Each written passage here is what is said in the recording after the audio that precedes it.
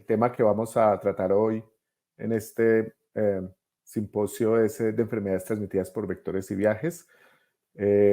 Voy a empezar diciendo que las enfermedades en los viajeros son enfermedades muy comunes. Ustedes pueden ver las cifras aquí.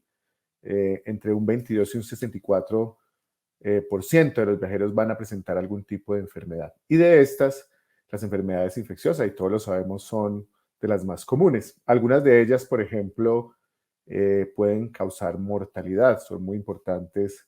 En ciertos países no se viaja, como la malaria. Y para esto les voy a dar un ejemplo. Este era un joven artista colombiano, Juan Pablo Echeverry. Él hacía esta serie de fotos, un collage que se denominó Mis Fotos Japón. Se hacía estas pequeñas fotos y él estuvo en un viaje al África, específicamente a Nigeria. Volvió a Colombia, esto sucedió a mediados de este año, y presentó fiebre y malestar, y durante un tiempo le dijeron que era probablemente infección con SARS-CoV-2 y COVID-19. Fue a la casa y se seguía complicando. Infortunadamente, Juan Pablo murió por malaria producida por Plasmodium falciparum. El solo hecho de saber que era una persona que venía del África era suficiente para haberle realizado la prueba, el examen, que es la gota gruesa. Entonces, esto demuestra una vez más la importancia de conocer la distribución geográfica de las enfermedades y los vectores, y es alguno de los temas que vamos a tratar durante estos minutos. La mayoría de las infecciones, estas son especialmente las que me refiero en esta diapositiva, son las parasitarias, vienen vía oral. Lo mismo también las bacterianas y las virales, pero es por contaminación de aguas y alimentos. Muchas de estas infecciones bacterianas y parasitarias pues son transmisión fecal-oral, y algunas extrañas como extraño digo de forma de transmisión porque es una enfermedad común en Colombia, la enfermedad de Chagas. Uno puede consumir, que es el Chagas oral, no puede consumir la forma infectiva y que está contenida, por ejemplo, en los jugos. Las otras enfermedades que son muy comunes y las cuales tenemos mucho cuidado cuando estamos viajando son las enfermedades transmitidas por vectores o las ETVs. Entonces, tenemos mosquitos que son vectores. La mayoría de ellos son biológicos porque hay cambios dentro del parásito dentro del mosquito y pueden transmitir la enfermedad, que son de las principales que vamos a discutir hoy. Vía cutánea hay algunas por caminar, por ejemplo, descalzo o por suelo a piel, como algunas helmintos intestinales o agua a piel. Y otras que a veces no tenemos muy en cuenta en los viajes, son muy comunes, son los ectoparásitos, ¿cierto? Estamos hablando de una gran cantidad de piojos, pulgas, los mismos nuches, las larvas de moscos, y también algunas que son menos comunes, pero se están viendo más, como la tunga, penetra la tungiasis. Los ectoparásitos. Por ejemplo, se sabe que las selfies o juntarse para tomarse fotos puede ser una forma de contaminarse, por ejemplo, por ectoparásitos. Estas son las enfermedades de transmisión vectorial. Ustedes ven ahí divididas en parasitarias, bacterianas y virales. Las más comunes son malaria, leishmania, chagas y filarias. Las bacterianas, borrelia, peste, que vuelve nuevamente, tularemia y la rickettsiosis, que a veces ignoramos mucho. Y las virales, las comunes, el complejo donde está dengue, zika, chikungunya, las encefalitis, la fiebre amarilla y el virus del Nilo occidental. Las causas de fiebre van a depender mucho de áreas geográficas. Ustedes ven, por ejemplo, aquí la distribución de países en el Caribe, en América Central y en América del Sur, pues vamos a tener los virus como dengue, chikungunya y zika, y vamos a tener transmisión de malaria específicamente por Plasmodium falciparum. Para el Plasmodium vivax podemos encontrar también falciparum, pero si estamos, por ejemplo, en la África subsahariana, pensamos más en enfermedades como falciparum o rickettsiosa, lo mismo que en ciertas zonas del Asia. O sea, la distribución geográfica de las enfermedades es bastante importante. Como les mostré, el origen, dónde se estuvo y cuál fue el plan de viaje es muy importante para conocer. Sobre todo que muchas de estas enfermedades se van a presentar con presencia de fiebre. Cuando uno va a hacer una valoración del riesgo para las enfermedades de transmisión vectorial, tenemos que tener en cuenta el destino, como mencioné, la fecha de viaje. Algunas son estacionales, aunque ustedes saben que la mayor parte del trópico pues tenemos tiempo que es lluvioso y tiempo no lluvioso. De todas maneras, en el último año hemos tenido algunos problemas con el cambio que ha surgido en los ciclos del clima en algunas regiones. También sé a ver si el desplazamiento va a ser urbano o rural. De todas maneras, algunas de estas enfermedades pueden ser periurbanas o inclusive urbanas. El tipo de alojamiento, obviamente, es muy importante si tenemos paredes que no son completas, que permiten la entrada de los vectores, y hay que determinar si hay posibles formas de prevención o profilaxis. Porque vamos a ver, a pesar de que pueden existir algunas vacunas, no son de uso general y para la mayoría de ellas no tenemos vacunas. Esta es una lista que ustedes ven ahí de los artrópodos vectores. Entonces tenemos los que dominamos generalmente como zancudos, donde están los anófeles, que son los transmisores de la malaria, Aedes, como Aedes aegypti, o Aedes albopictus, que van a ser transmisores de enfermedades como el dengue, el zika, el chikungunya, y los cules, que también van a transmitir otro tipo de enfermedades como virus o inclusive algunos helmintos, como las filarias. Los flebotominios tenemos en el Nuevo Mundo las lutsomías, en el Viejo Mundo los flebótomos, las garrapatas, los tratominios, que son los vectores de la enfermedad de Chaga. También tenemos los moscos, que van a ser vectores mecánicos, ¿cierto? Van a transmitir, por ejemplo, parásitos, o los piojos, que pueden transmitir algunas enfermedades infecciosas como bacterias y riquecias. Este es un retablo muy bonito. Esto es San Roque. Esto es peregrino del siglo XIV. Iba migrando pues hacia Sierra Santa. Sin embargo, él nunca llegó. Lo interesante es que supuestamente él solo llegó hasta Italia, y lo que ustedes ven acá, que está mostrando y que está amplificado en esta zona, es el gusano de Guinea, o el Dracunculus meinensis, producto de una enfermedad que es la dracunculiasis, que se consigue por la entrada de las larvas por el agua, y luego la hembra adulta sale por los miembros inferiores usualmente para volver a depositar las larvas en el agua. Lo interesante de esto es una anécdota, es que probablemente la dracunculiasis va a ser la segunda enfermedad infecciosa erradicada de la faz de la Tierra, en un programa que ha sido apoyado por el Centro Carter, sobre todo en el África subsahariana, pero esto es un ejemplo de lo que podría ser una enfermedad del viajero. Muchas veces pensamos que estas enfermedades están disminuyendo, desapareciendo, pero en realidad, como vamos a ver inclusive con los datos de Colombia, el problema está presente, puede aumentar. La razón es que los mosquitos vectores han expandido en su territorio, ¿cierto? La deforestación, el cambio climático, se han encontrado Aedes infectado, por ejemplo, a 2.000 metros de altura, sabiendo que la cuota antes era 1.800 metros sobre el nivel del mar. Hay mucha resistencia de estos mosquitos al insecticida, tipo de resistencia que es dada por el uso continuo de esto, y sobre todo, pues se tiene resistencia al tratamiento, como en el caso de la malaria, la cloroquina, que era muy usada. Ustedes saben, por ejemplo, el gran problema de migración que hay en este momento por el tapón del Darién entre Colombia y Venezuela, y la gente carga cloroquina, y la cloroquina no es una droga con la cual los parásitos en Colombia muestren alta sensibilidad. Hace mucho tiempo se ha reportado resistencia a cloroquina a varios aislados de parásitos en Colombia. Lo otro tiene que ver con la viabilidad genética y antigénica de los microorganismos. Entonces ellos van cambiando. También hay una especie de presión inmune, y esto hace que el problema esté presente, y en algunos países el problema pueda empeorar. Vamos a dividir de aquí en adelante la presentación en estos tres ítems. Primero, las enfermedades virales de transmisión vectorial con inmunoprevención. Algunas las pasaremos, solo las mencionaremos. Las enfermedades virales de transmisión vectorial sin inmunoprevención y las enfermedades parasitarias de transmisión vectorial.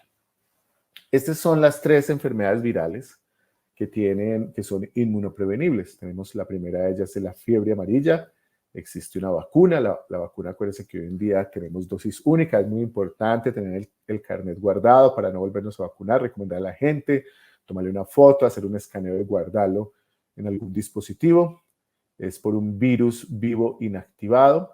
Y dos que no son comunes, obviamente, porque una es en Japón y otra en Europa, que son la encefalitis japonesa, producida por el virus de la encefalitis japonesa, cuya vacuna es un virus inactivado, 2 dosis al día 0 y 30, y la encefalitis transmitida por garrapatas, que ocurre en Europa, que también es un virus inactivado, que son 2 dosis al día 0 y al mes, o a los 3 meses. La fiebre amarilla sigue siendo un problema vigente en nuestros países. Hay poblaciones a riesgo, ustedes ven, sobre todo en África, América Central y Sudamérica, transmitida por mosquitos, produce fiebre, malestar general, ictericia, osmosis muscular, vómito, náusea, cansancio, y acuérdense que puede producir el síndrome hemorrágico, que es altamente fatal. Es una vacuna viva atenuada, se recomienda una dosis, es una vacuna como es replicativa, no se recomienda en personas con inmunosupresión y es un requisito de entrada para algunos países, inclusive el desplazamiento. Este es el área donde se transmite la fiebre amarilla.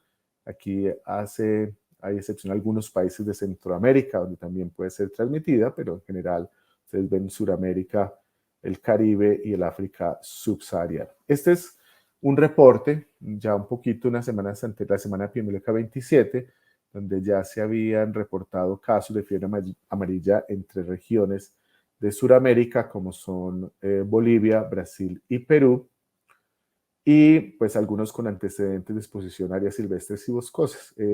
Es importante porque cada vez el turismo a regiones más inhóspitas pues está siendo más común. Sobre la encefalitis japonesa, pues vamos a pasar rápidamente, lo mismo que la transmitida por garrapatas, es transmitida por un mosquito que es el Culex, un bajo porcentaje, menos del 1% desarrollan síntomas, sin embargo, la mortalidad es muy alta, 25 al 30%, y secuelas en un 30 y 50%.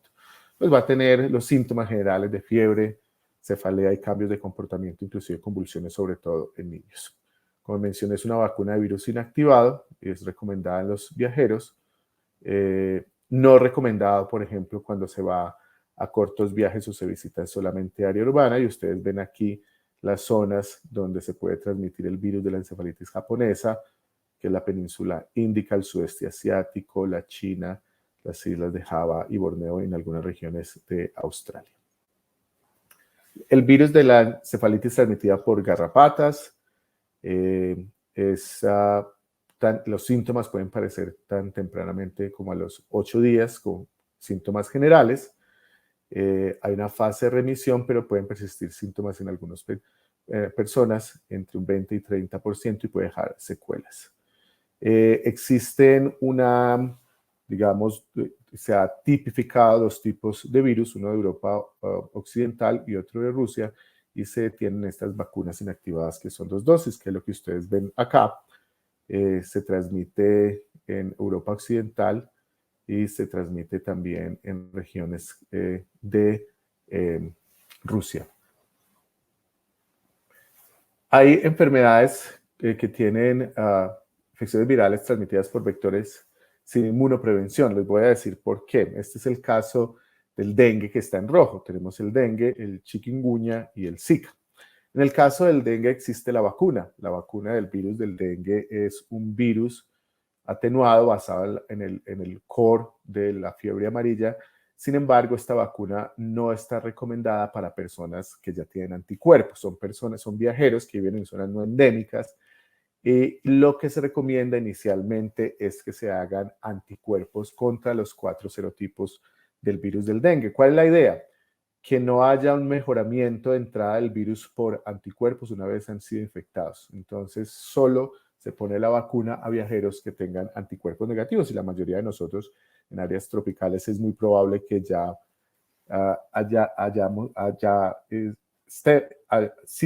hemos sido expuestos a el virus.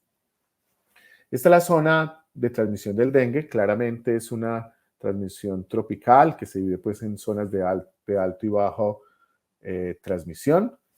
Sin embargo, después vino la diseminación del virus de chikungunya en el 2018. Ustedes ven perfectamente que alcanza zonas muy similares a la del dengue, y lo mismo pasó posteriormente con el virus del Zika. Ustedes ven acá, obviamente, estas zonas se sobrelapan para la transmisión de los 3 virus. Ustedes ven acá en este color que es como un café claro, Zika, dengue y chikungunya como Centroamérica, países de la parte norte de Sudamérica, el Brasil, pues puede haber transmisión de los 3 tipos de virus que pueden en un momento dado confundir el diagnóstico porque va a ser acompañado de un cuadro febril, cefalea y dolor muscular. Este es un estudio reciente, este es muy interesante porque muestra la identificación de grupos de transmisión de las 3 enfermedades en Colombia. Ustedes ven que hay más o menos una tendencia. Chikungunya solo se ve una transmisión en algunos departamentos y zonas del Pacífico colombiano. Dengue, ustedes ven estas zonas de transmisión en los llanos y en la Amazonía colombiana.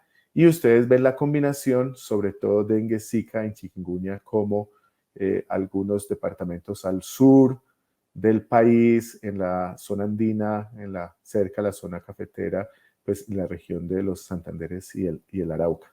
O en el caso, por ejemplo, de la costa caribe, ustedes ven la transmisión de dengue y chikungunya y dengue y zika, que es la que demuestra estos colores. Entonces hay una sobrelapo de la transmisión de estas enfermedades que puede hacer difícil el diagnóstico de acuerdo a las implicaciones que puede tener, sobre todo el dengue, complicarse en casos de dengue hemorrágico o el zika, sobre todo para mujeres que se encuentran en gestación en los primeros trimestres.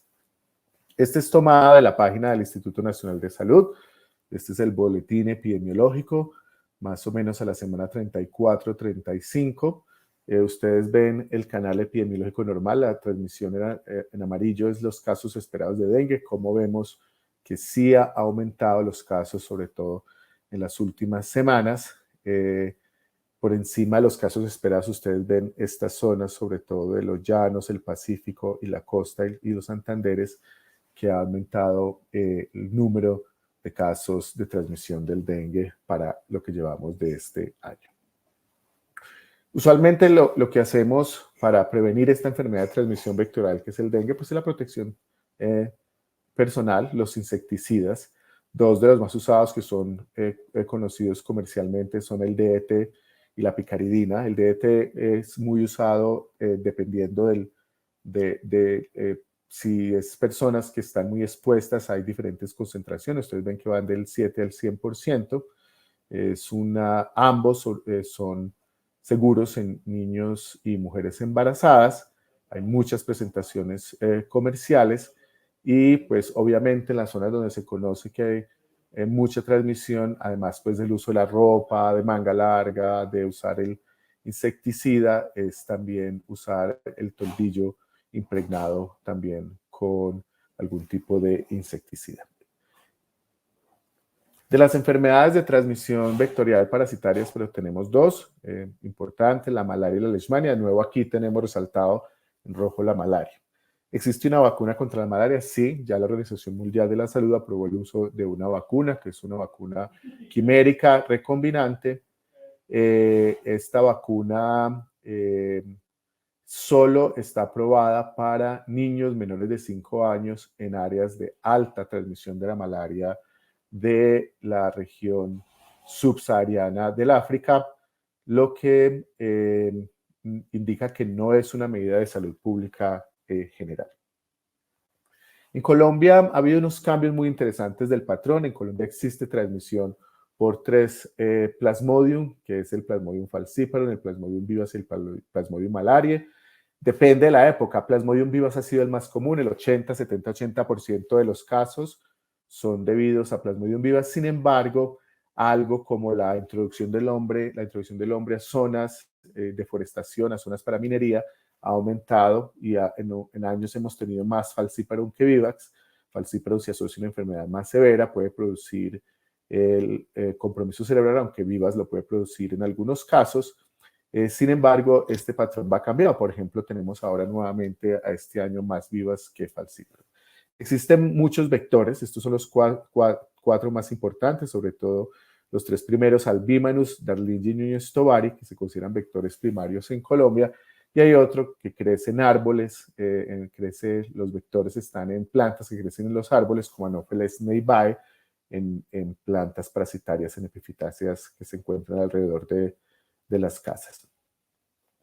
Bueno, esto es los países, de nuevo, tropicales, donde se transmite malaria. Si ustedes ven que muchos de los casos, la mortalidad y gran cantidad de casos vienen del África subsahariana. Todavía tenemos cifras de muerte en niños por encima de 1 millón o por debajo de 1 millón por enfermedad cerebral, por malaria cerebral, pero ustedes ven que Sudamérica, a áreas del sudeste asiático, la India, son sitios de transmisión media de malaria en este mapa.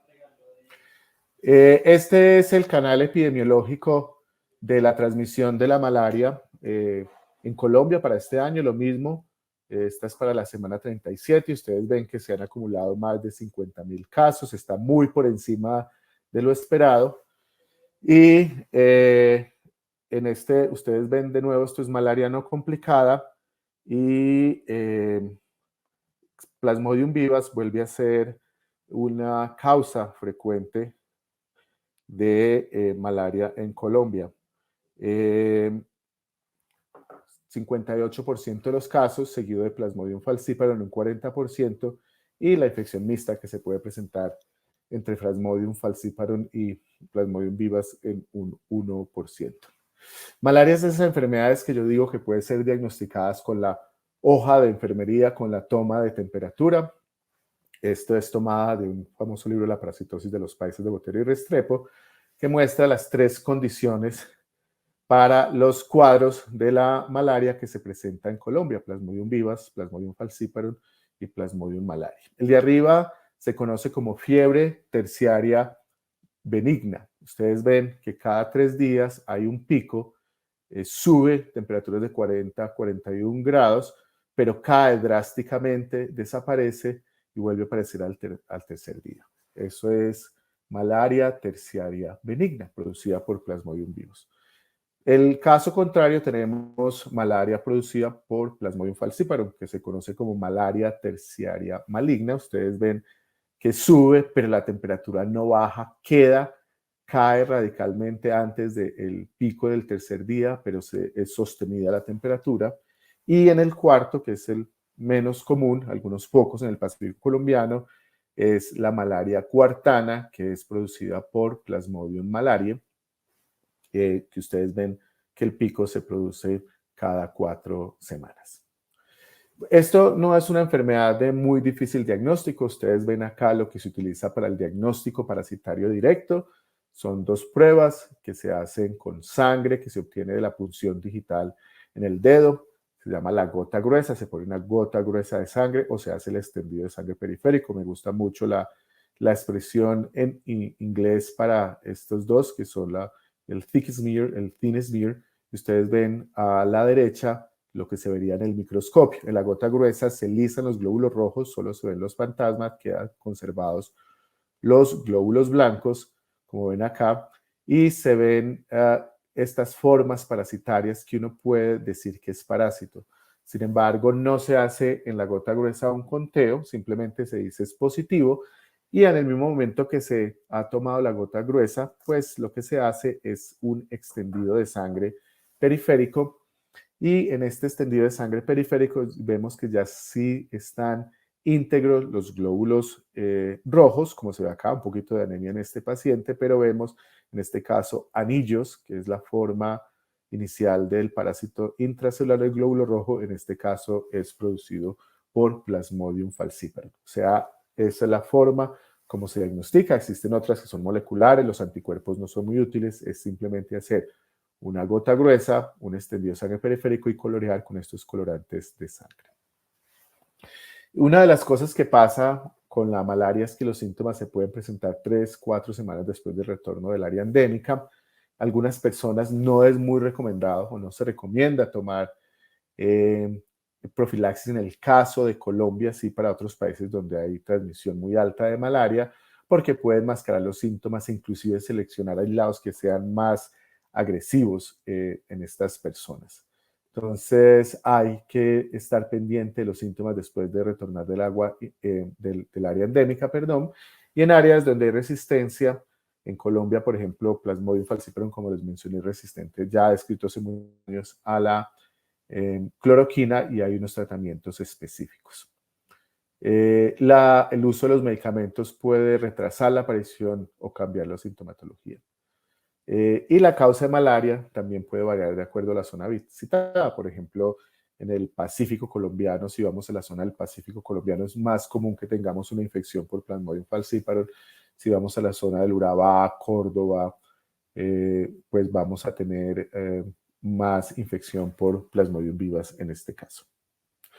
Bueno, ¿qué se hace con respecto a la malaria? Yo trabajé en áreas maláricas, yo nunca tuve malaria, el mosquito Anófeles empieza a picar a las 6, 7, luego entra a las casas atraído por la luz, es a la hora que nos sentamos a ver televisión, salir del área endémica cuando empieza el movimiento de mosquito es importante, la protección personal, los toldillos si uno va a dormir impregnados con insecticida, la ropa es muy importante que cubra el cuerpo, puede que la gente se sienta, pero puede haber ropa de algodón liviana que pueda cubrir los brazos y ropa que cubra el cuerpo es muy importante para evitar la picadura y las zonas expuestas, pues usar un insecticida, pues, como ustedes ven el que se usa es el DEET al 30% en el caso de malaria, hay varias marcas comerciales y pues el insecticida que se usa para la ropa y los toldillos en este caso es la permetrina.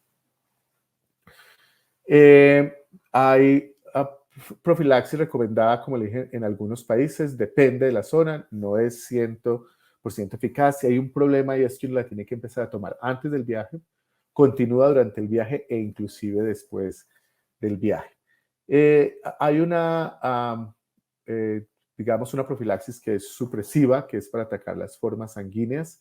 Ustedes ven los medicamentos que se dan, cloroquina, progranil, mefloquina o doxiciclina. Y hay una profilaxis causal que es la que ataca las formas hepáticas, ¿cierto? La fase inicial, recordemos que malaria producido por Plasmodium vivax puede recaer porque produce unas formas durmientes, hay unos nuevos medicamentos para tratarla, sin embargo todavía se sigue usando la primaquina porque va a atacar las formas que se quedan en el hígado, pero de nuevo depende de la zona. Ustedes ven que el tipo de medicamento de acuerdo al área que se visita, áreas sensitivas a cloroquina, están en América Central, Argentina y partes del Oriente Medio. Y en las áreas como Colombia resistentes a cloroquina, pues se usan otros medicamentos como mefloquina, doxiciclina y primaquina sobre todo. Aquí les dejo. Esto es una lista recomendada por la Organización Mundial de la Salud. No vamos a entrar en detalle de los medicamentos que se pueden usar para la profilaxis de la malaria. Todos, como les mencioné, estos medicamentos van a atacar las formas sanguíneas del parásito y se deben tomar antes del viaje, durante el viaje y después del viaje. Otra enfermedad que está ganando mucho espacio es esta enfermedad que es la leishmaniasis, sobre todo en Colombia la cutánea. Ha avanzado a áreas geográficas donde no existía antes. Leishmania es transmitida por la picadura de los mosquitos, los flebotominios. Existen muchas especies de mosquitos que lo transmiten, lutsomías que lo transmiten en el país y muchas especies de parásitos que lo complican, 10 en el viejo mundo y 20 en el nuevo mundo, y produce manifestaciones cutáneas, mucocutáneas y viscerales. La cutánea se presenta en Colombia, tenemos áreas de transmisión rural, áreas de transmisión rural a nivel urbano y periurbano. Y ustedes ven que en ocasiones produce este tipo de lesiones que son tan pequeñas que pueden pasar desapercibidas, como estas lesiones que son pápulas levantadas, induradas, estos en el codo o en las rodillas, y que no producen ninguna sintomatología inicialmente. Estos son los dos complejos que más se transmiten, el complejo Leishmania mexicana y el complejo Viania, donde está Leishmania brasilensis, panamensis y guyanensis, que son las más comunes en Colombia. Una especie empezó a desplazarse de los llanos orientales a subir por la cordillera, por los Andes, a nivel de Tolima, y luego ya ha ascendido más hacia el norte, que es Leishmania guyanensis, que no era común. Y siempre recordar, siempre hablamos de Leishmania visceral, ¿cierto? Estos son causantes de Leishmania visceral, sobre todo infantum y Leishmania donovani. Sin embargo, recordar que si usted visita el Mediterráneo, ustedes ven tanto el Mediterráneo europeo como el africano, pues va a haber posibilidad de que usted pueda adquirir Leishmania. Estamos hablando de Portugal, España, Italia, Grecia, Croacia, donde hay transmisión de Leishmania infantum, inclusive casos reportados autóctonos en estos países. Esta es la transmisión de leishmaniasis visceral. Ustedes ven antes en la que se encontraba en Sudamérica, la denominábamos Leishmania chagassi. Hoy en día se sabe que es una forma molecular de Leishmania infantum. Entonces hablamos de dos especies que son Leishmania donovani, que ustedes ven acá, Pakistán, India, Bangladesh, y Leishmania infantum en el resto del mundo. Bueno, lo que se hace en el caso de la picadura por lutsomía es minimizar la cantidad de piel expuesta, descubierta. Obviamente lo que les decía, el calor en algunas regiones hace que no sea posible, pero es importante usar manga larga, pantalones largos y medias y meter la camisa, ¿no? A veces uno queda con el cinturón de picaduras en el abdomen, en la región abdominal, en la cintura, por no tener la camisa por dentro de los pantalones. Aplicar los insecticidas en la piel y expuesta. Y obviamente esto lo hemos mencionado, más efectivos son aquellos que contienen DEET.